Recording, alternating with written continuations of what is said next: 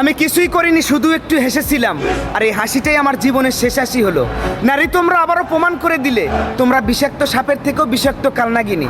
আরে বিষাক্ত সাপ সবল দিলে তো তা ওজা ঝেড়ে নামাতে পারে বিষ, আর তোমরা সবল দিলে মানুষকে ধ্বংস করে ফেলো। তোমরা আবারও প্রমাণ করে দিলে তোমাদের মতো কিছু নিচু জাতির মেয়েরা পুরুষের কাছ থেকে শুধু ধর্ষণই ডিজার্ভ করো, সম্মান না। নারী, তোমরা সমান অধিকার চাও। আরে নারীদেরকে সমান অধিকার দিলে কয়েকদিন লাগবে আমাদের দেশকে এদের ধ্বংস করতে। তোমরা শিক্ষিত সমাজরা যদি এমন করো তাহলে আমরা আর কোথায় গিয়ে দাঁড়াবো? কিছু বোকাটে পোলাপানদেরকে বলতেছি, তোমাদের মতো বোকাটে পোলাপানদের জন্য ভালো ভালো স্টুডেন্টরা কলেজের ক্যাম্পাসে আজ অতিষ্ণ হয়ে যাচ্ছে। আর এই কিছু বোকাটের বাচ্চারা বসে বসে বাবার টাকা ধ্বংস করতেছে আর গাঁজা টানতেছে।